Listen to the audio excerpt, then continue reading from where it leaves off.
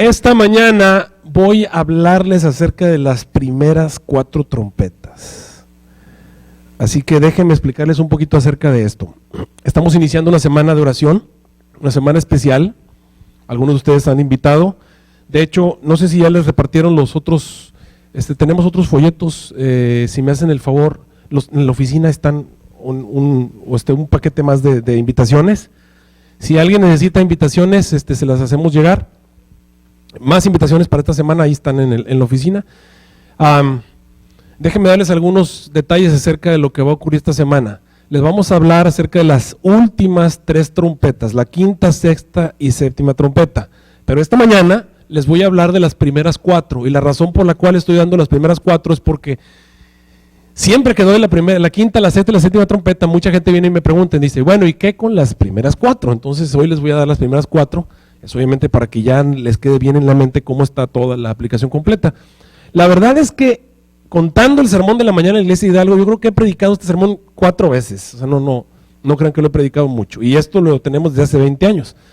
O sea que prácticamente es algo que casi nunca predico, y la razón por la cual casi nunca lo predico porque estas trompetas desde mi punto de vista están en el pasado, y muchas de estas cosas pues no tienen mucho que ver con nosotros. Sin embargo, vamos a tener algunas aplicaciones espirituales y es importante que las entendamos, que es lo que está allí establecido. Ahora déjenme hablarles un poquito acerca de lo que vamos a ver.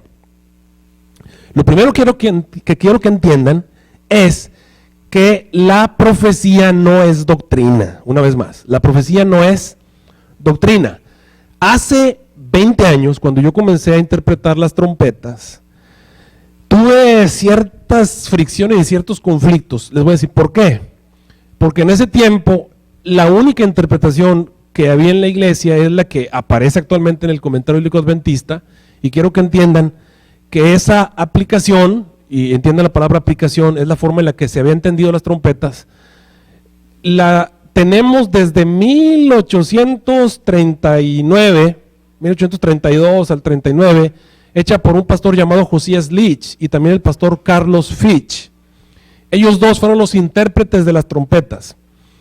Las trompetas habían sido la única parte de la profecía que no habían interpretado los mileritas, y entonces cuando ya estábamos acercándonos a 1844, comenzaron a surgir las preguntas acerca de las trompetas. Así que Carlos Fitch y Josías Leach le dieron una interpretación a las trompetas. La interpretación incluía el asunto con el Imperio Otomano, la Revolución Francesa y algunas otras cosas interesantes. Lo impresionante fue que la interpretación que dieron Carlos Fitch y Josías Leach a las trompetas tenía un cumplimiento en el futuro. De acuerdo a sus predicciones, en 1839 el Imperio Otomano o los turcos tenían que rendirse o tenían que ser destruidos o tenían que ser exterminados o acabados. En ese tiempo, cuando recién la iglesia estaba interpretando esto, eso estaba en el futuro. Lo curioso fue que en 1839 efectivamente el Imperio Otomano o los turcos firmaron un acuerdo de rendición en el cual se acababa prácticamente lo que sería el Imperio Otomano, y de esa manera la iglesia tomó un auge, especialmente las profecías relativas a 1844 con la venida del Señor Jesucristo. Ese cumplimiento, vamos a decir así, asombroso de una profecía predicha un poco de tiempo antes de 1844, le dio un plus a la predicación de 1844. Y eso fue lo que protegió a la interpretación de las trompetas de recibir algún tipo de cambio. O sea, nadie se metió con las trompetas en 160 o 170 años. El problema fue que el Señor Jesús no vino en 1844 y pasaron 170 años en los que hubo un tremendo paréntesis y muchas cosas que venían especialmente en la 5ª trompeta relativas al sello de Dios y al sellamiento. Recuerden que esa luz del sellamiento vino posterior a 1844. La iglesia no tenía revelaciones acerca del sello de Dios porque no habíamos entendido el asunto del sábado. El sábado vino en 1847 y después la organización de la iglesia en 1863. El nombre adventistas en 1861 y todo eso, estamos hablando de un periodo de transición cuando la iglesia estaba pasando de ser un movimiento que estaba en muchas denominaciones a convertirse en una denominación con una nueva doctrina distinta a las cuales venían de las iglesias protestantes. Y entonces en ese periodo de formación todavía no se entendía el asunto del sello de Dios. Cuando entendieron el asunto del sello de Dios, se dieron cuenta que el sello de Dios estaba en la 5ª trompeta, Y por lo tanto, antes de 1854 no podría ser posible. Y allí comenzaron las tremendas lagunas en la aplicación que se le había dado a las trompetas. Aparte de eso, comenzaron otras lagunas, de tal manera que cuando yo estudié teología, le estoy hablando de hace 27, 28 años, cuando estaba estudiando teología, recuerdo que el mismo maestro de teología, cuando nos habló acerca de las trompetas, de todo no había ningún problema, pero cuando llegamos a las trompetas, dijo, hermano, muchachos, esto es el coco. Las trompetas es el área álgida. La verdad es que les voy a decir lo que hemos entendido, pero entre el mundo de los teólogos hay unas tremendas preguntas acerca de las trompetas. Tenemos unos paréntesis tremendos. Ningún pastor o teólogo se había animado de ninguna manera a hablar en contra de las trompetas o a presentar algún punto de vista de las trompetas. ¿Por qué? Por el cumplimiento asombroso de 1839. Ese cumplimiento asombroso de 1839 protegió a las trompetas de recibir algún tipo de cambio. Todas las demás aplicaciones prácticamente ya habían sido cambiadas. Uriah Smith, prácticamente todo lo que había presentado había sido modificado. No todo, pero muchas cosas habían sido modificadas al paso del tiempo, excepto las trompetas. ¿Por qué? Por lo que había ocurrido en 1839. Ese cumplimiento asombroso había protegido a las trompetas de cualquier modificación. Bueno, el problema fue que yo me animé a hablar en contra, a presentar una aplicación nueva de las trompetas. Quiero que entiendan algo acerca de las trompetas, queridos hermanos. Recuerden, número 1, la profecía no es doctrina. Número 2, las profecías son condicionales. ¿Qué quiere decir que son condicionales? Quiere decir que se cumplen de una manera, de acuerdo a lo que los seres humanos hagan, y si los seres humanos actúan de una forma distinta, entonces las profecías se cumplen de una manera distinta. Ejemplos, hay muchos. El que Jesús haya muerto en el Getsemaní, que haya muerto en el Gólgota, el monte de la calavera, en vez de morir en el matadero al lado del altar, en el santuario. ¿A qué se debió que Jesús no muriera en el santuario? Pues a que no lo aceptaron. Entonces el participar de los seres humanos modificó la profecía. Cristo murió, pero no murió en el matadero donde debía morir, al lado del trasquiladores, al lado del altar, con el sacerdote cortándole la yugular a Jesús. No murió así, Jesús murió en una cruz. Entonces, evidentemente, la profecía se cumplió, pero de una manera distinta. Y la razón fue que los seres humanos actuamos de cierta manera. Nínive no fue destruida en 40 días, como la profecía decía originalmente. ¿Por qué no fue destruida en 40 días? Porque los ninivitas cambiaron. Entonces las profecías son condicionales. En lo personal, quiero decirles aquí, yo creo, estoy convencido de eso, que la profecía tal y como la entendíamos los adventistas hasta 1844, esa forma de entenderlo habría sido la única forma si Cristo hubiera venido cerca de 1844. Si Cristo hubiera venido en 1888 y si Cristo hubiera venido en 1901, como pudo haber sucedido de acuerdo a lo que entendemos de lo que dice el Espíritu de Profecía. El Espíritu de Profecía nos muestra que Jesús estuvo a punto de venir en 1844, estuvo a punto de venir en 1888 y estuvo a punto de venir en 1901. Pero Cristo no vino. Ahora, ¿por qué no vino? Porque nosotros no cumplimos con la parte que se nos encomendaba. No estábamos preparados para eso. No hicimos lo necesario.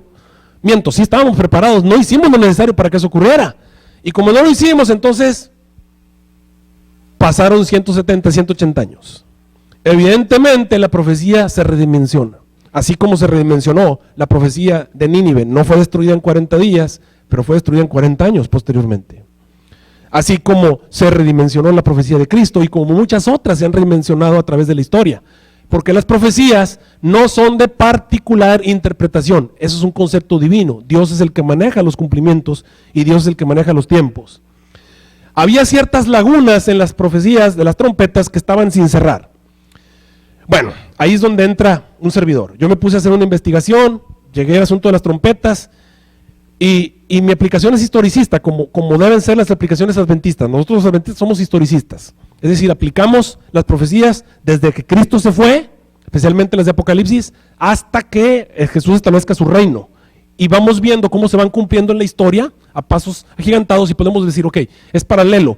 Para eso son las profecías. Las profecías son para que cuando el evento se cumple, tú digas, ese es el cumplimiento profético y podamos nosotros ver. Jesús dijo, cuando las hojas de la higuera comienzan a caer, entonces ¿sabéis qué?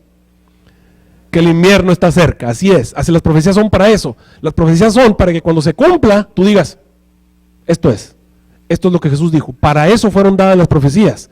No fueron dadas para que nadie se haga grande o para que estemos nosotros diciendo, ahí viene el lobo, no. Las profecías fueron dadas para que cuando los eventos ocurran, nosotros digamos, eso es. Esto es lo que decía el evento. Por eso es muy importante que entiendan que no es doctrina.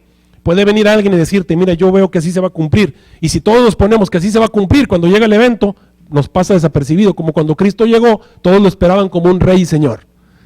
Y nada que Jesús vino naciendo en un pesebre y venía de un niño pobre. No vino la pichada como se la esperaban, ¿verdad? Vino de otra manera. ¿Por qué? Porque a veces nos casamos con la idea de que la profecía tiene que ser como tal teólogo la interpretó, o como tal persona la dijo. Ahora alguien me dirá, bueno, pastor, entonces ¿por qué se cumplió? Yo te estoy diciendo, Dios maneja los cumplimientos. Dios permitió que ocurriera lo que ocurrió en 1839. ¿Por qué? Porque Dios estaba comprometido con su pueblo y Él estaba a punto de venir. Pero evidentemente las circunstancias no pasaron y yo creo que la profecía se redimensiona y toma una nueva posición. Y aquí es donde surge la idea. Yo comencé entonces a estudiar las trompetas, especialmente la quinta, sexta y séptima, y comencé a predicar de ello. Y cuando empecé a predicar de ello, entonces ahí empezaron los problemas, ¿no? Porque no estaba de acuerdo, entonces empezaron ciertas situaciones, eso tienen que saberlo de mi persona. Después de eso, un periodo de transición, estuvimos predicando, alguien me decía, bueno, ¿por qué no lo presentas ante un grupo de eruditos? Ve con los doctores de la ley, preséntalo con los dirigentes, maestros, doctores. Y miren, algo he aprendido acerca de los doctores. Es más fácil enseñarle a un miembro de iglesia que a un doctor. No sé si me están entendiendo lo que estoy diciendo. Hay cierto, vamos a decir así, orgullo teológico en los que estudiamos la Biblia cuando alguien viene a tratar de enseñártelo, especialmente si no es de tu nivel, así como tú lo crees que es, ¿verdad? Porque desgraciadamente así es. Por eso Jesús no fue con los doctores de la ley a hablarles acerca de las doctrinas que él traía, sino que fue y se las presentó al pueblo.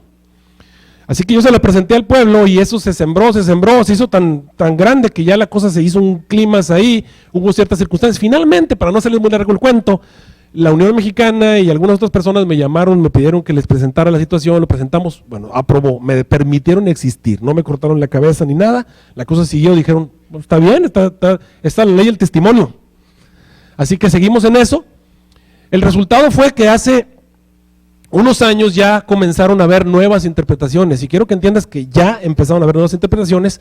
Hace unos meses atrás yo les enseñé un ministerio aquí en la revista Ministerio, donde aparecen 7 posturas ya de la iglesia adventista en cuanto a las trompetas.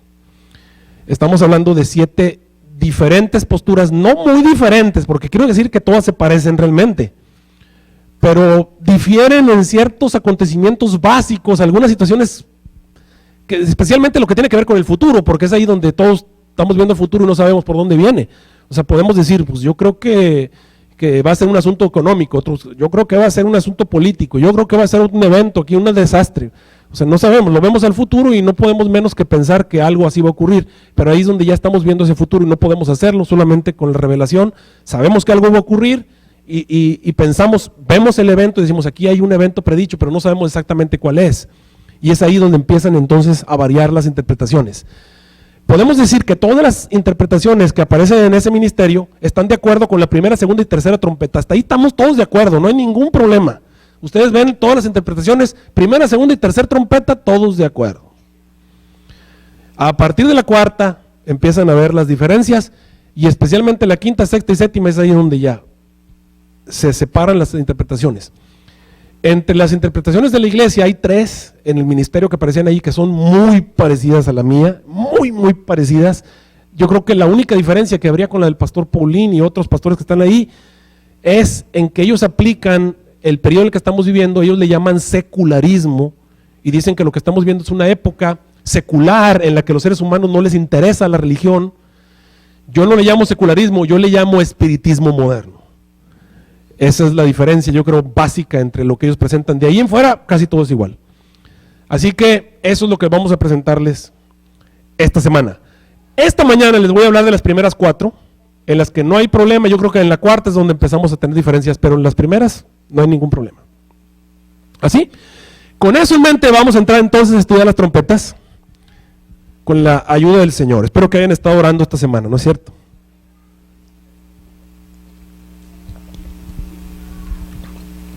Algo que tienen que entender, queridos hermanos, es que al estudiar la Biblia, como quiera encontramos en ella muchas bendiciones y muchos mensajes y muchas cosas ahí que son verdades eternas, y en eso sí no hay ninguna discusión. La verdad está allí y en eso no hay discusión. Hay principios eternos en los que todos estamos de acuerdo, y al estudiar la Biblia están los principios ahí, y eso los vamos a hacer notar para que ustedes los obtengan como un beneficio especial. Ok, Apocalipsis capítulo 8 en adelante. Ubicémonos allí en lo que podemos llamar la parte más oscura del libro de Apocalipsis. Alguien me dice, tú eres la única persona que predica evangelismo con las trompetas. Alguien me dijo una vez, pero no es cierto. El pastor Canales también predica las trompetas en evangelismo, pero él las predica estilo Josías Lich, ¿verdad? Predica la posición de Josías Lich. Pero bueno, así que sí hay personas que se meten en las trompetas. Apocalipsis capítulo 8 termina los sellos. En el versículo 1 aparece la media hora de silencio que todos conocemos. Dice, cuando él abrió el séptimo sello fue hecho en el cielo media hora de silencio, o silencio en el cielo por casi media hora. Algo que tenemos que entender acerca de Apocalipsis es que Apocalipsis está dividido en dos grandes partes. Apocalipsis está dividido en dos grandes partes. Dos grandes partes. La primera parte del capítulo 1 al capítulo 11, la segunda parte del capítulo 12 al capítulo 22. Estamos hablando de 11 capítulos por parte de Apocalipsis. Ahora, Apocalipsis está organizado de acuerdo al tabernáculo. No dije la palabra santuario, porque si digo la palabra santuario, ustedes creen que está incluido el atrio. El atrio no está incluido en la organización de Apocalipsis. El atrio queda fuera. Solamente está el tabernáculo, o sea, está el lugar santo y está el lugar santísimo. Es decir, Apocalipsis está organizado de acuerdo al tabernáculo solamente, lugar santo, lugar santísimo. La primera parte del capítulo 1 al capítulo 11 sería el lugar santo, y la segunda parte del capítulo 12 al capítulo 22 es el lugar santísimo. Ahora, Apocalipsis te cuenta 4 veces la misma historia. Una vez más, 4 veces la misma historia. El número 4 siempre va a representar totalidad. Aquí estamos hablando de algo completo, algo total. Estas 4 historias que vas a encontrar en todo Apocalipsis te cuentan la misma historia básicamente. Es la historia desde que Cristo se fue hasta que el Señor Jesús establezca su reino. Una vez más, los 4 te cuentan la misma historia. 1, 2, 3, 4 te cuentan la misma historia. Te están hablando del mismo periodo histórico. El periodo histórico desde que Jesús se fue en el año 31 hasta que Jesús establezca su reino. Ahora te lo cuentan en diferentes formas, por eso viene la organización. La organización, de acuerdo al santuario, te dice que cada historia toma un mueble del santuario y lo toma por diferentes propósitos. Por ejemplo, en las 7 iglesias te vas a encontrar que el mueble que se utiliza para contar la historia de las iglesias es el candelero, y lo vas a encontrar en el capítulo introductorio. Por ejemplo, cuando Jesús, antes de comenzar a contarte la historia de las iglesias, Jesús aparece caminando entre ¿qué? 7 candeleros en el capítulo 1 del libro de Apocalipsis. Evidentemente, las iglesias están organizadas de acuerdo al candelero. Ahora, ¿qué representa el candelero en la vida espiritual? En la vida espiritual, el candelero es el mueble que representa la luz, obviamente. ¿Para qué sirve un candelero? Para alumbrar. Estamos hablando de luz. Estamos hablando de la capacidad que tiene la iglesia o los hijos de Dios que van a estar en lucha en contra del mal, la capacidad que tienen para dar luz o la capacidad que tienen para recibir luz. También el candelero representa al Espíritu Santo, porque ahí está el aceite presente, el fuego que representa al Espíritu Santo. Estamos diciendo entonces que automáticamente lo que estamos diciendo es que también estamos hablando de la capacidad que tiene la iglesia de tener el Espíritu Santo, o la capacidad que tiene el Espíritu Santo de usar al pueblo de Dios. De eso se trata.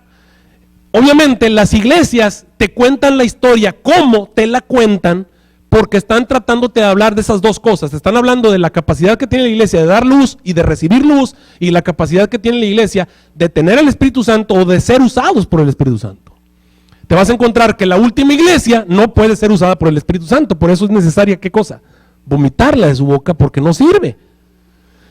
Pero bueno, esa es básicamente la idea de las iglesias. Luego te vas a encontrar que la segunda historia, que es los 7 sellos, que también te cuenta la historia, desde que Jesús se va hasta que Jesús establece su reino, la misma historia, te la cuenta de una manera diferente. Esta vez te la cuenta desde el punto de vista de la mesa de los panes de la proposición. Esto aparece obviamente en el capítulo 5 como el trono. El trono con los 2 asientos que está al norte. Ahora es interesante que el único mueble que estaba en el santuario al norte era la mesa de los panes de proposición. Ahora entendamos, ¿para qué sirve la mesa en forma espiritual? ¿Para qué sirve la mesa? La mesa representa la comida, el alimento espiritual, y representa la adoración o la autoridad de Dios. Eso quiere decir que los sellos, el objetivo principal es mostrarte lo que ocurrió desde que Jesús se fue hasta que Jesús establezca su reino, lo que está ocurriendo desde un punto de vista del alimento, la capacidad que tiene la iglesia de alimentarse y la capacidad que tiene la iglesia de alimentar a otros o de compartir el pan, o cómo ha sido el abasto de pan, del pan espiritual o de la verdad en ese periodo. Y también te está hablando de la capacidad que ha tenido la iglesia de concebir la presencia de Dios o de entender quién es Dios durante ese periodo de tiempo. De eso se trata. Por eso los 7 sellos son diferentes a las iglesias, porque las iglesias están organizadas de acuerdo al candelero y los 7 sellos están organizados de acuerdo a la mesa de los panes de proposición. Pero entonces viene las 7 trompetas, y las 7 trompetas es la misma historia, desde que Jesús se va hasta que se establezca el reino de Dios, pero esta vez desde el punto de vista del altar del incienso. Ubiquémonos en el capítulo 8. Estamos en el Apocalipsis 7, capítulo 8. Versículo 3, dice ahí, y otro ángel vino y se paró delante de ¿qué mueble? Del altar, teniendo un incensario de oro. Ahí está. ¿Cuál es el mueble que aparece para empezar con las trompetas? El altar del incienso. ¿Y qué representa el altar del incienso? ¿Qué representa? La oración, obviamente. ¿Para qué usamos la oración? Para comunicarnos con Dios. ¿Y para qué más? Y para adorar a Dios. Cuando ustedes están adorando a Dios, no solamente cantamos, sino que también ¿qué hacemos? Oramos y nos postramos de rodillas delante de Él. Entonces el altar del incienso sirve, vamos a decirlo así, para orar, comunicarse con Dios, y sirve para adorar a Dios. ¿De qué se van a tratar entonces las trompetas? Las trompetas te van a contar la historia, lo que pasa en la primera trompeta, lo que pasa en la segunda, en la tercera, en la cuarta, en la quinta, sexta y séptima trompeta. Tienen la idea de hablarte de la capacidad que tiene o tuvo la iglesia que habita en la tierra para orar, para comunicarse con Dios o para que Dios se comunique con ellos, o la capacidad que tuvieron de alabar o adorar a Dios durante ese periodo de tiempo. De eso se trata. Por eso el mueble en este caso es el altar del incienso. Ahora, ¿cuál es el mueble de la segunda parte del libro? Te vas a encontrar que el último versículo de la primera parte del libro de Apocalipsis, que es el capítulo 11, el último versículo, ubíquense todos el versículo 19, te introduce el mueble del capítulo 12 en adelante, o sea, del lugar santísimo. Dice ahí, y el templo de Dios fue abierto en el cielo, y el arca de su pacto fue vista en su templo, y fueron hechos relámpagos, voces, truenos y terremotos y grandes granizo. Y entonces comienza lo que es la mujer en contra del dragón, que va a terminar hasta el capítulo 22. Noten, y ahí solamente hay un solo mueble, porque ese mueble es el único que había en el lugar santísimo, solamente estaba el arca del pacto.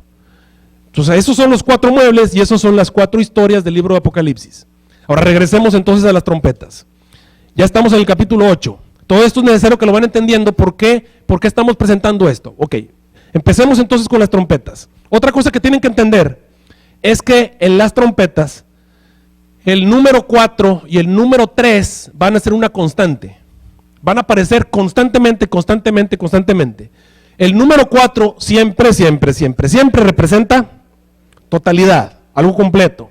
Y el número 3 representa énfasis. Cuando queremos enfatizar algo, te lo dicen 3 veces. Cuando los ángeles quieren enfatizar que Dios es santo, dicen santo, santo, santo. Siempre te repiten series de 3, te repiten 3 veces la misma cosa o te ponen 3 elementos. Eso quiere decir énfasis, algo que es importante, te lo están recalcando, haciéndotelo notar. Mi familia me tienen en carrilla porque dicen que yo todas las cosas las digo 3 veces.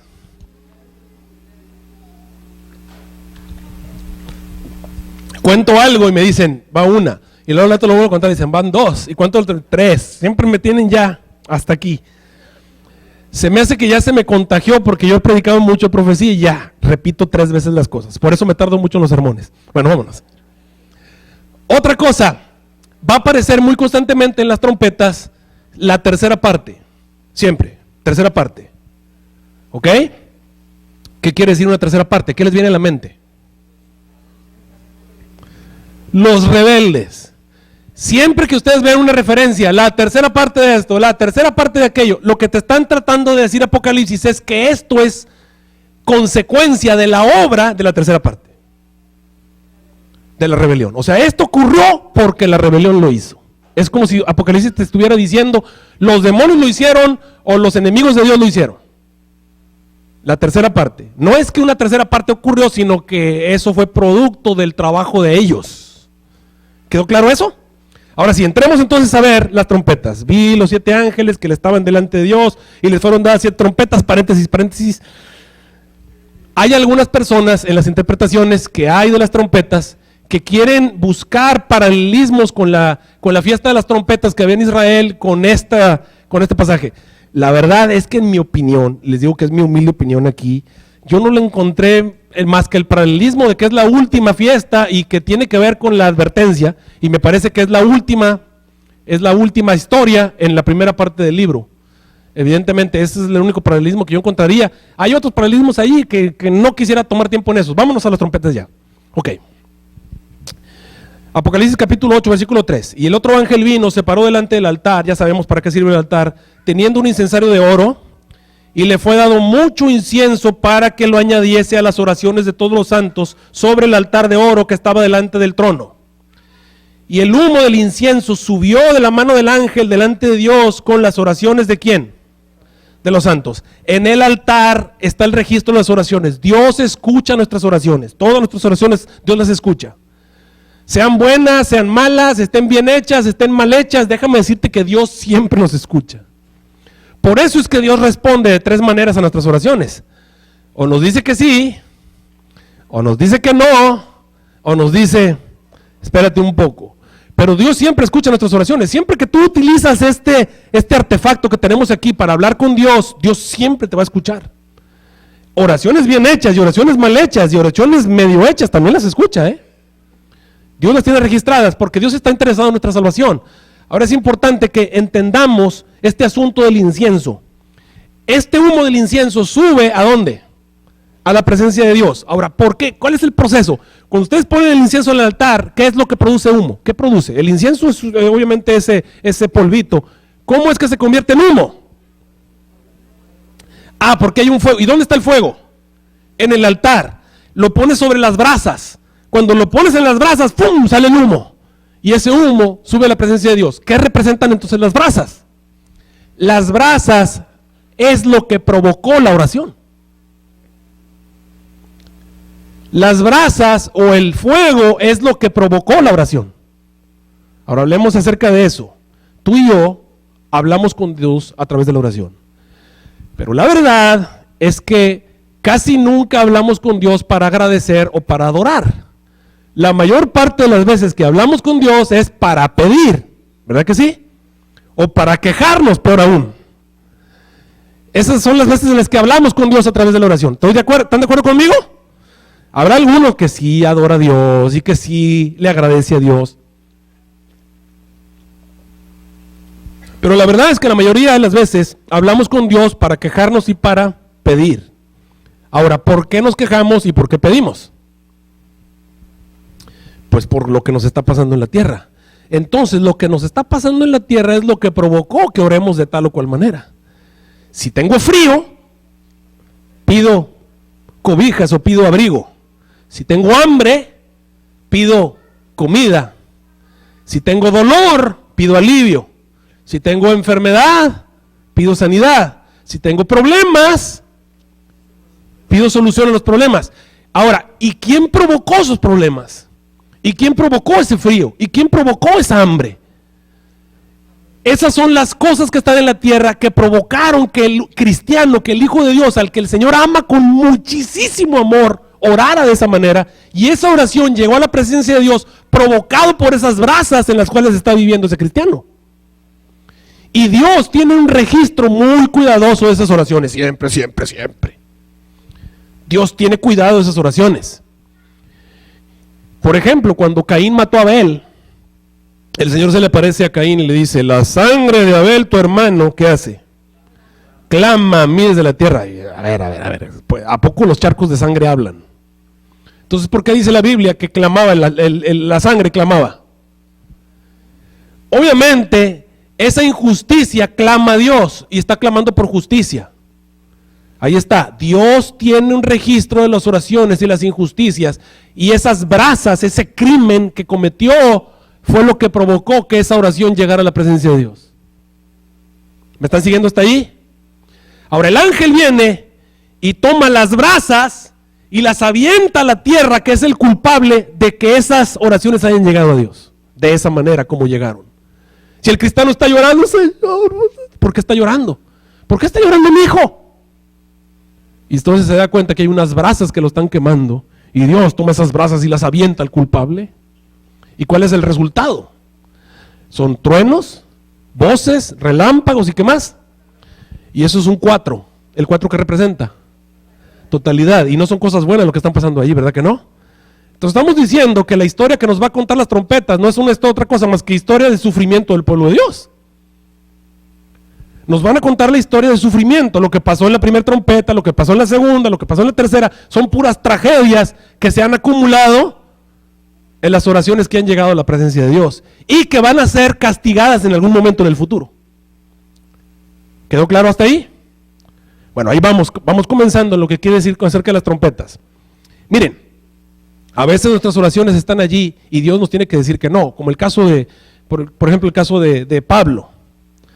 Pablo estaba pidiéndole a Dios algo. ¿Qué le pedía? Y le pedía en sus oraciones. ¿Qué era? Quítame el aguijón. Quítame el aguijón de mi carne. Quítame el aguijón de mi carne. Ya Dios había escuchado la oración, ¿verdad que la había escuchado? Ahora, ¿qué provocaba ese aguijón? ¿Qué lo provocaba? ¿Era Dios el que lo provocaba? No, lo provocaban las mismas brasas de la tierra. Pero aún así Dios no le respondió positivamente. Dios le dijo: mira, ya te escuché, ya no me sigas hablando, te baste mi gracia, porque a ti te conviene estar así como estás. Así que por amor a ti, quédate con el aguijón, compadre. Se acabó.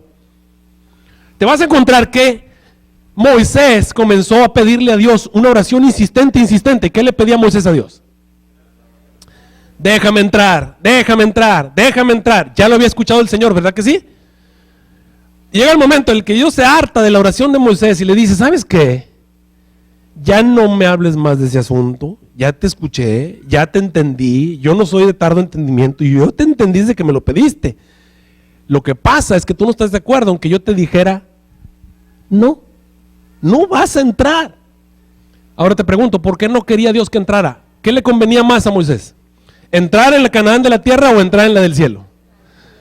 Más que Moisés no lo había entendido. O sea, si Dios le dijo que no, era porque era lo mejor. ¿Por qué lo pedía? Bueno, por las mismas situaciones. Entendamos que Dios sabe lo que necesitamos y sabe por qué lo necesitamos y sabe por qué nos sentimos así. Si lloramos, Él sabe por qué lloramos. Algún día el Señor va a limpiar toda lágrima en nuestros ojos, ¿verdad que sí? Y cuando eso ocurra, ¿cómo va a ser? Bueno, porque el Señor nos va a dar lo que nos hizo llorar, nos lo va a satisfacer. Ahora lloras porque tienes dolor, porque estás solo, porque tienes angustia, porque tienes aflicción. Bueno, el Señor te va a satisfacer eso porque eso ya lo escuchó. Esas son las brasas que están quemándote y que hacen que tú ores de tal o cual forma. El Señor tiene registro de esas brasas y en algún momento las va a arrojar sobre la tierra y va a dar el pago que merecen.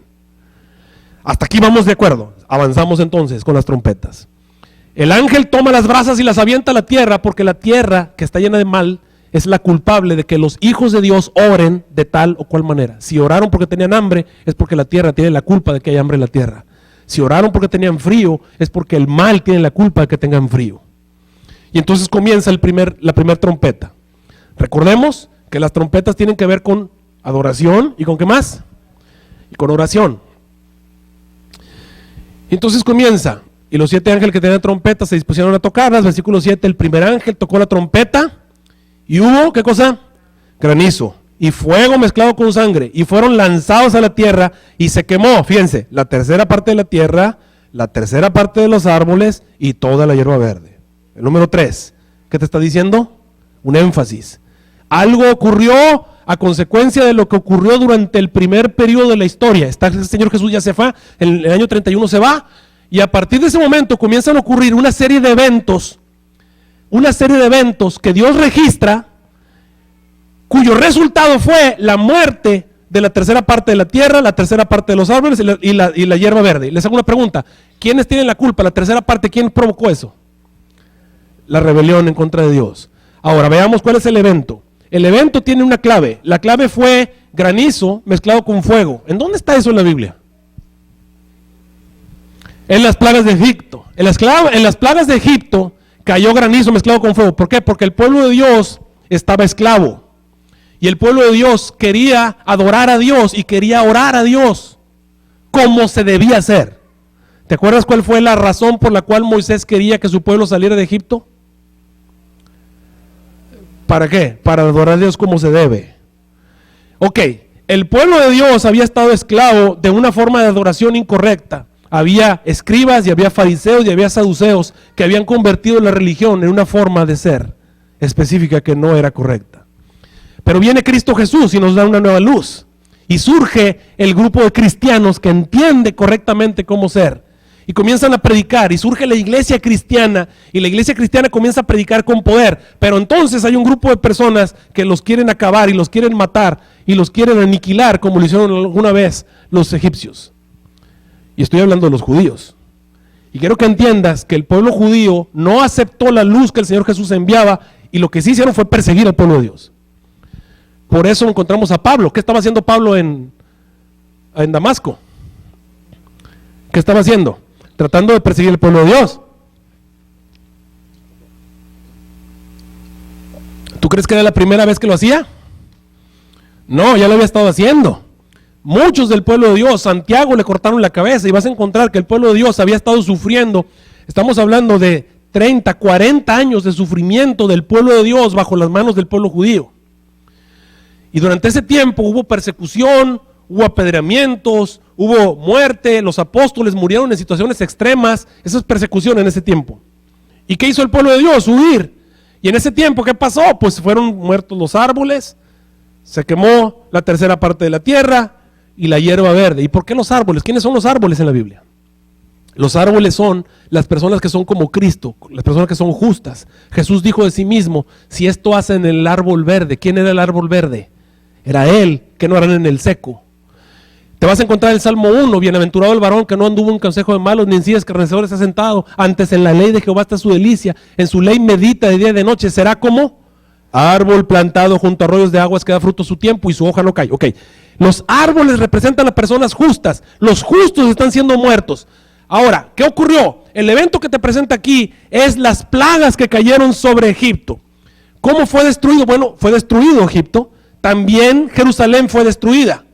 Jerusalén fue destruida en el año 70. La misma romanos destruyeron Jerusalén.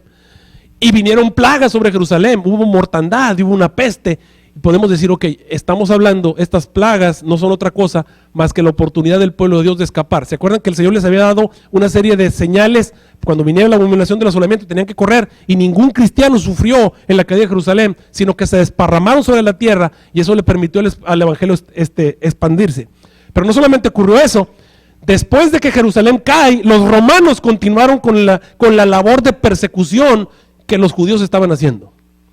Y durante 200 años, el pueblo de Dios fue muerto en el circo romano, fueron esclavizados, apedreados, torturados y anduvieron de acá para allá batallando. Estamos hablando entonces de la misma periodo de tiempo, donde el pueblo de Dios sufre, los árboles y la hierba verde, que son los que apenas están conociendo el evangelio, son destruidos. ¿Por qué? Por la labor de los enemigos de Dios. Ese periodo estamos todos de acuerdo. Les digo que todas las aplicaciones de trompetas lo aplicamos a la primera iglesia cristiana. ¿Ok? Pero entonces surge la segunda trompeta. La segunda trompeta viene en el versículo 8. está en el capítulo 8, versículo 8. Y el segundo ángel tocó la trompeta, y un grande monte ardiendo con fuego fue lanzado en el mar, y la tercera parte del mar se tornó en sangre. La tercera parte del mar. Murió la tercera parte de las criaturas, 2, que estaban en el mar, y las cuales tenían vida, y la tercera parte de los navíos pereció, 3. Les digo, es un constante, eso lo van a encontrar constantemente. Entonces, ¿cuál es el evento? ¿Cuál es el evento primordial de la segunda trompeta? El evento primordial es que un monte ardiendo fue arrojado ¿en dónde? Al mar. Ahora, el mar representa pueblos, naciones y ¿qué? Y lenguas. Evidentemente, la caída de Jerusalén no es un evento que afecte a todo el mundo. Pero este evento que ocurre al iniciar la segunda trompeta tiene que ser un evento que afecte a todo el planeta. Estamos hablando que no fue arrojado sobre Palestina, no fue arrojado sobre un lugar, fue arrojado en el mar. Eso quiere decir que eso afectaba a todos, a todas las naciones, a todos los pueblos y a todas las lenguas. Este monte tiene que ser un evento que afecte a todo el mundo. En esa época, el mundo conocido, ¿cuál era? Era el Imperio Romano. Algo tenía que ocurrir en el Imperio Romano que cambiara la mentalidad del Imperio Romano. ¿Y qué cosa es otra más que la conversión, vamos a decirlo así, del mero emperador? El emperador se convirtió, entre comillas, y esto causó que todo el Imperio Romano cambiara. Todo el Imperio Romano. Ahora, ¿qué fue? ¿Fue realmente una conversión lo que ocurrió en el emperador romano? Dice en el ensayo del desarrollo de la doctrina cristiana, página 359 y 360, escrita por J.H. Newman, estamos hablando de un cardenal católico, acerca de lo que pasó cuando Constantino se convierte. Él dijo: la masa del Imperio Romano fue bautizada solamente con agua, no con el Espíritu y el fuego del Evangelio, y trajo así las costumbres, las prácticas paganas al santuario cristiano bajo nombres diferentes. Y si sabemos por Eusebio que Constantino, para atraer a los paganos a la nueva religión, traspuso a esta los ornamentos externos a los cuales estaban acostumbrados, el uso de templos dedicados a los santos particulares, ornamentados en ocasiones con ramas de árboles, incienso, lámparas, velas, ofrendas votivas para recobrar la salud, agua bendita, fiestas, estaciones, procesiones, bendiciones a los campos, vestidos sacerdotales, la tonsura, el anillo de bodas, las imágenes en fecha más tardía, quizá el canto eclesiástico, el Kyrie eleison. Todo esto tiene un origen pagano, dice cardenal, y fue santificado, entre comillas, mediante su adaptación a la iglesia. Y yo no creo que eso sea el principal problema. El principal problema fue que Constantino cambió el día de reposo. Pasó la santidad del sábado, ¿a dónde? Ahora te voy a hacer una pregunta. ¿En dónde fue que el Señor le dijo a su pueblo: este día es el día santo? Bueno, en el Edén, pero ¿dónde se lo recordó? ¿En dónde? En el monte Sinaí. Ahora recuérdate tú, aquí estamos viendo a un monte ardiendo que te está cambiando la ley. Eso me recuerda a otro monte ardiendo donde se dio.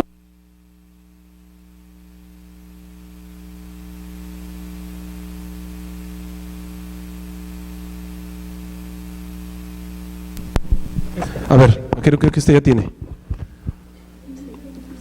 ¿Está listo ese?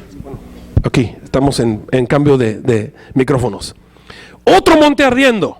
¿Y de qué estamos hablando? Se le fue, ahí está, ya. ¿De qué estamos hablando? Mírense, en Éxodo 19:16. Cuando Dios le dio la ley al pueblo de Dios, ¿qué le dio? Se lo dio en un monte ardiendo. Miren la situación. Dice: al tercer día, cuando amaneció, vinieron truenos y relámpagos, y una espesa nube sobre el monte, y un penetrante sonido de trompeta estremeció a todo el pueblo que estaba en el campamento. Y Moisés sacó del campamento al pueblo para recibir a Dios, y así quedaron al pie del monte. ¿Cómo estaba el monte? Todo el monte Sinaí, fíjense, Éxodo 19:18, humeaba. ¿Qué más? Porque el Eterno había descendido sobre él en fuego, el humo subía como el humo de un horno, y todo el monte se estremecía. ¿En qué? En gran manera. Aquí tenemos el monte de Dios humeando, y en ese lugar se nos da la ley y se nos da el sábado. Pero viene el emperador Constantino, toman otro monte humeando y lo avientan al mar, y el mar se contamina y muere, y evidentemente están presentando un sistema nuevo de adoración, una ley falsa. ¿Me están siguiendo aquí? Este es el surgimiento entonces, o la conversión de El emperador. Ahora, ¿cuáles son las consecuencias? Ahora las oraciones del pueblo de Dios, cuando ven a su familiar, estoy orando por mi familiar, pero ahora me encuentro que mi familiar dice, ya soy cristiano. Y tú dices, ¿de veras es cristiano? Pero nada que guarda otro día y nada que... No, pues es que es cristiano de la religión del faraón, del emperador. Entonces ahora la oración, Señor, ahora está más difícil. Fíjense bien, por eso dice la Biblia que la tercera parte del mar se convirtió en sangre, murió la tercera parte de los seres vivientes que estaban en el mar, tenían vida y murieron, y la tercera parte de las naves fue destruida. Las naves son lo que permitía al mar caminar, porque ahora el emperador, al convertirse al cristianismo, ubica, ahora toda la religión cristiana tenía que hacer alrededor del emperador. Esa era la religión cristiana, cuando realmente los cristianos quedaron subterráneos, quedaron bajo tierra y ya nadie sabía quiénes eran. Así que la fecha aproximada del 321 hasta el 538, cuando viene otro gran evento. ¿Cuál es el siguiente gran evento que va a ocurrir? Bueno, veamos. La siguiente trompeta nos presenta, del versículo 10 en adelante, la tercera trompeta. Dice, y el tercer ángel tocó la trompeta, y cayó del cielo una grande estrella ardiendo como una antorcha, y cayó en la tercera parte de los ríos, y en las fuentes de las aguas, y el nombre de la estrella, ¿qué cosa es? Ajenjo, y la tercera parte de las aguas fue vuelta en ajenjo, y muchos hombres murieron por las aguas, porque fueron hechas, ¿qué dice? Amargas. ¿Cuál es el evento que está en el futuro? Una estrella que cayó del cielo a la tierra, pues nos recuerda al diablo.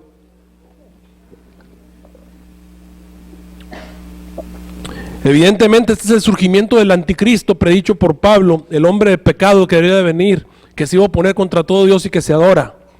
Estamos hablando de un poder que iba a hacer que el agua fuera amarga. Y obviamente el agua no es un agua para poder ser tomada. El agua amarga no es para ser tomada, no cumple con los requisitos del agua dulce. Esta es un agua contaminada, un agua falsa. Y esto lo identificamos con el surgimiento del papado. Cuando el papado viene, en el 538, el papado surge con una nueva forma de tomar el agua cristiana. El agua del evangelio es un agua contaminada. Es un agua que hace que la gente no entienda lo que están estudiando. Para empezar, durante siglos, la predicación de la palabra de Dios fue dada en un idioma que nadie entendía, el latín. Aun cuando la gente hablaba alemán o hablaba cualquier otra, ya la gente no oía su propio idioma, hablaba en un idioma extranjero. La doctrina de la consubstanciación, se prohibió el estudio de la Biblia por años, la adoración a los santos, el cambio de los mandamientos. Ustedes saben, el segundo mandamiento desapareció de la ley. La adoración a María, el bautismo de bebés, el asunto del domingo, la confesión al hombre en vez de confesarse a Cristo Jesús, los sacramentos, las indulgencias que hicieron que los seres humanos pensaran que había que hacer obras para poder salvarse o que había que pagar con dinero la salvación. Y por si eso fuera poco, surge la Santa Inquisición. Acuérdense que la iglesia cristiana no había perseguido hasta que surge el papado. Ahora, si se dan cuenta, esta estrella cayó sobre qué elementos cayó. Dice la Biblia en versículo 11, y el nombre de la estrella se dice ajenjo, y la tercera parte de las aguas fue envuelta en ajenjo. Si se van al versículo 10, nos dice que cayó sobre la tercera parte de los ríos y en las fuentes de las aguas. ¿En dónde cayó? En los ríos. Ahora hablemos acerca de los ríos. Si ustedes se van a Apocalipsis capítulo 12, se van a encontrar que los ríos son los agentes que Satanás usa para perseguir al pueblo de Dios. Váyanse a Apocalipsis capítulo 12. Apocalipsis capítulo 12, versículo 16. Apocalipsis 12, versículo 16. 15 y 16. Dice, y la serpiente echó de su boca tras la mujer agua como un ¿qué? Como un río, con el objetivo de que la mujer fuese destruida por el río. Y la tierra ayudó a la mujer, la tierra abrió su boca y sorbió el río que había echado el dragón de su boca. Ahora en la tercera trompeta, esta estrella afecta, ¿qué cosa?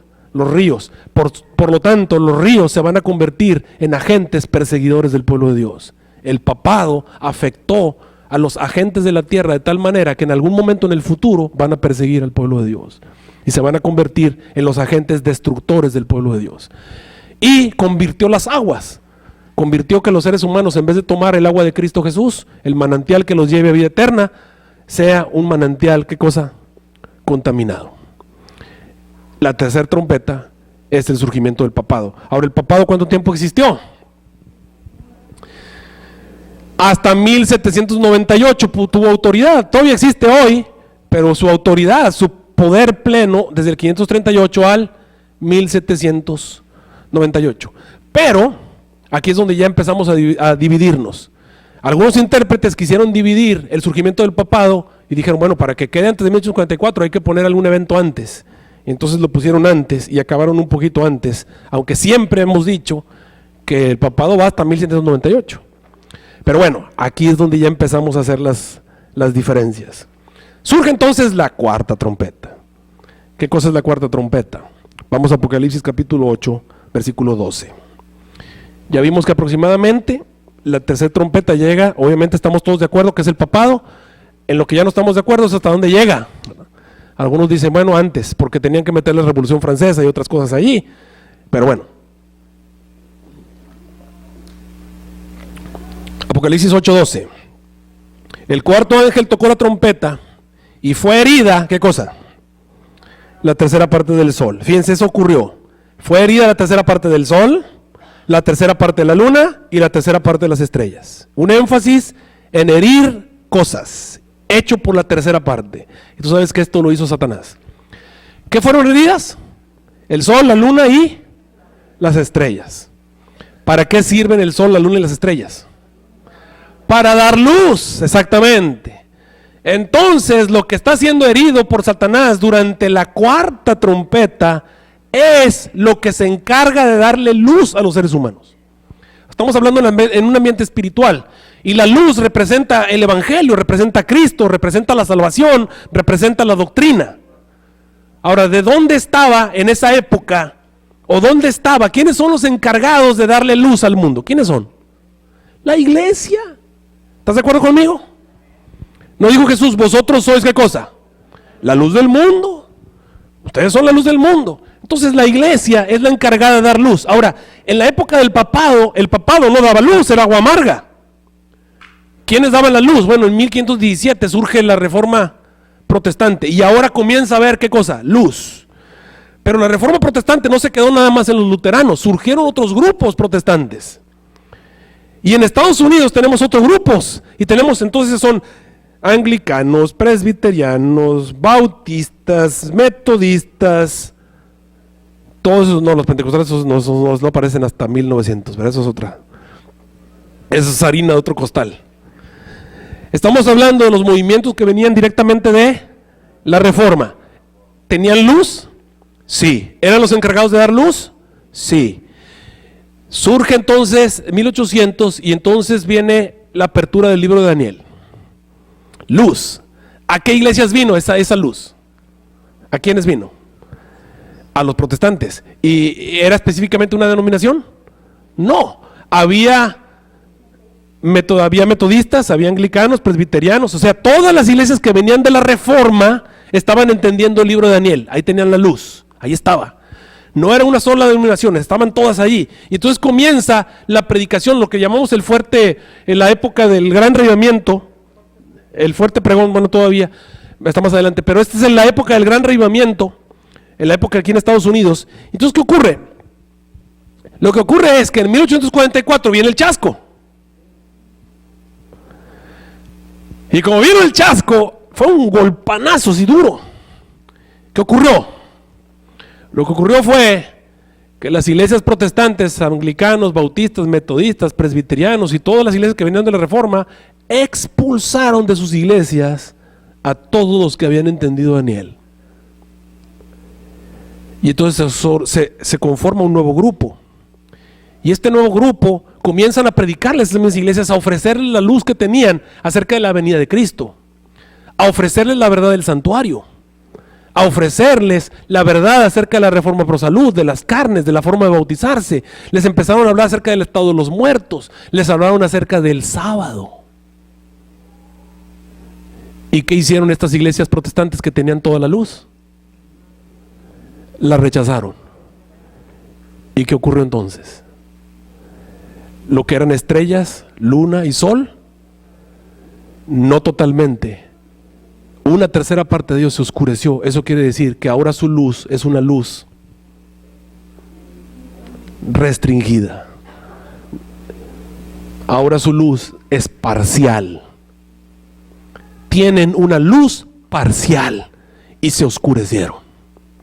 En vez de estar con la luz plenamente, tienen una luz parcial. Tú vas con los bautistas y tienen luz parcial. Vas con los metodistas y tienen luz parcial. Y vas con los anglicanos y tienen luz, pero es parcial. Y todas estas iglesias se oscurecieron.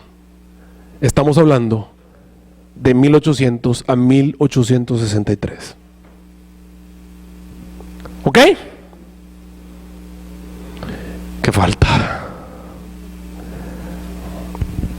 Obviamente esta es la caída del protestantismo. Hasta aquí nos hemos dado cuenta de algo. Apocalipsis te ha hablado acerca de los muebles del santuario a través de 3 historias. A través del candelero, a través de la mesa, los panes de proposición, a través del altar del incienso. ¿Para qué sirven esos muebles, hermanos? ¿Para qué sirven? Para permanecer en Cristo. ¿Para qué sirve el Espíritu Santo? Para guiarnos a Cristo, ¿no es cierto? A la verdad. Para compartir la luz, para que seamos fortalecidos. ¿Para qué sirve el alimento espiritual? Para fortalecernos, ¿no es cierto? ¿Para qué sirve la oración? Para estar en comunión con Cristo. Estos son los muebles que nos mantienen unidos ¿a quién? A Cristo Jesús. Y de modo que si alguno está en Cristo, nueva criatura es, las cosas viejas pasan, todas son hechas ¿qué? Estos son los armas que Dios nos dio para permanecer unidos a Él. Y Satanás lo sabe. Por eso Satanás ha hecho guerra contra esos muebles. Por eso está en Apocalipsis. Por eso Satanás ha hecho guerra contra esos muebles. Porque Él ha entendido una verdad espiritual que a nosotros se nos ha olvidado. La verdad espiritual es que separados de Cristo Jesús, ¿qué cosa? Nada podemos hacer. Y por eso se le ha pasado haciendo guerra contra ellos. Porque su idea es, si logro que se separen de Cristo, están fritos y los puedo destruir. No pueden hacer nada contra mí si están separados a Cristo Jesús. Si están unidos a Cristo, no les puedo hacer nada. Así que Satanás se ha dedicado a través de la historia, en la primera, segunda, tercera y cuarta trompeta, a separarlos de Jesús. A separarlos. A tratar de apartarlos de Cristo Jesús.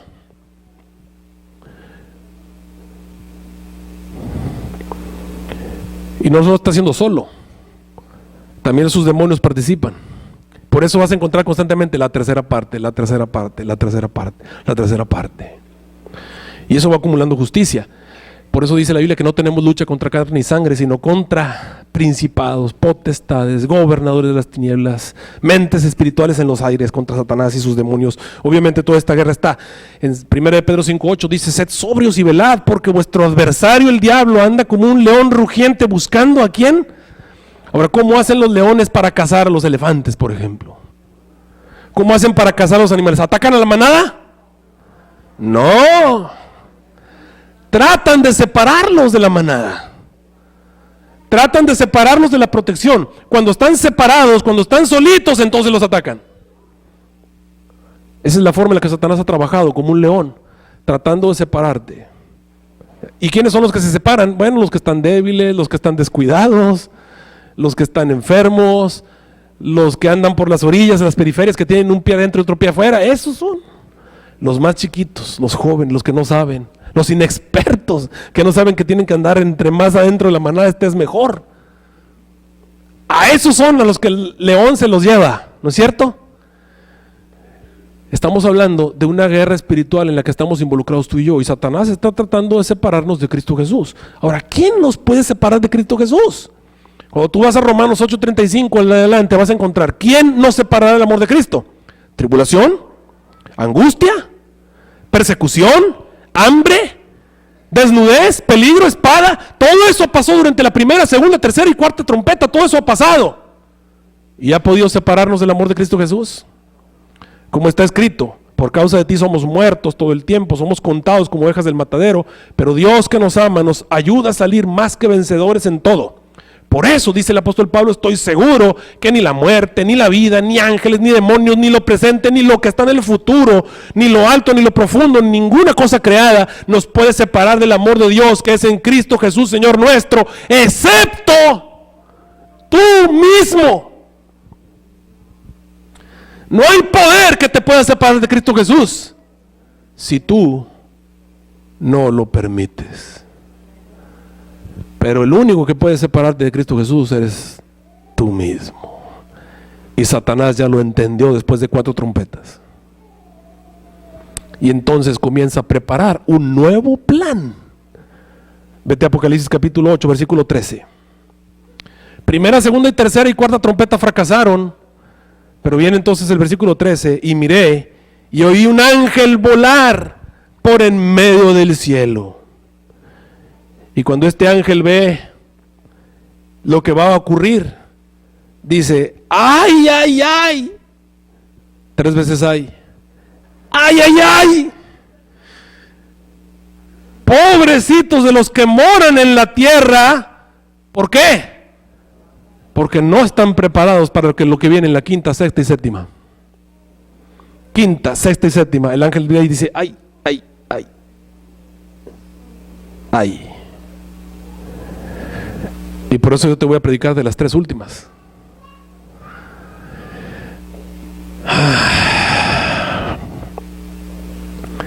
Por causa de las 3 voces de las trompetas que van a tocar.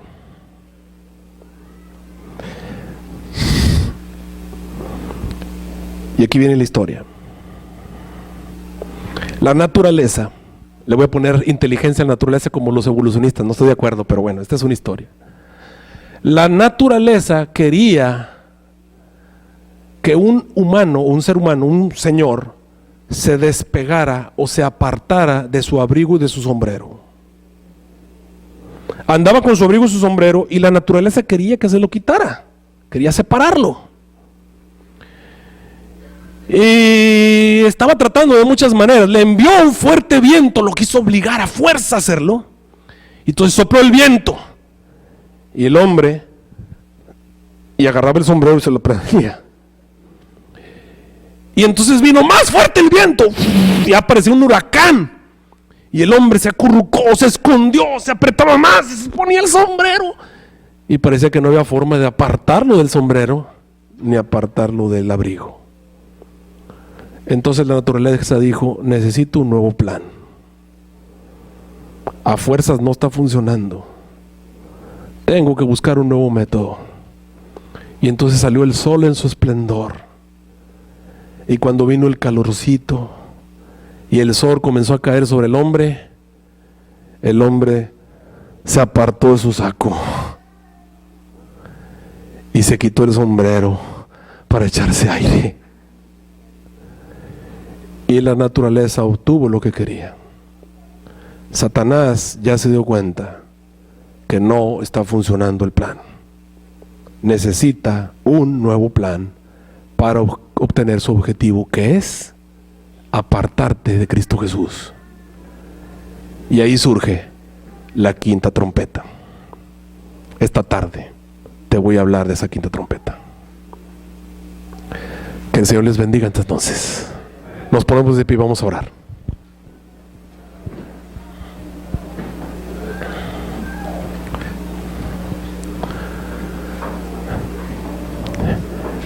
Te agradecemos, nuestro Dios, porque a pesar de que no lo merecemos, has tenido misericordia de nosotros y nos has llamado de las tinieblas a tu luz admirable. Nos ponemos en tus manos de amor en este día y acompáñanos durante cada noche de esta semana. Permite que sea una semana llena de bendiciones, llena de éxitos y triunfos. Solamente mediante tu poder es posible esto, Señor. Nos ponemos en tus manos de amor. Bendícenos y acompáñanos. Lo suplicamos en el nombre de Cristo Jesús. Amén.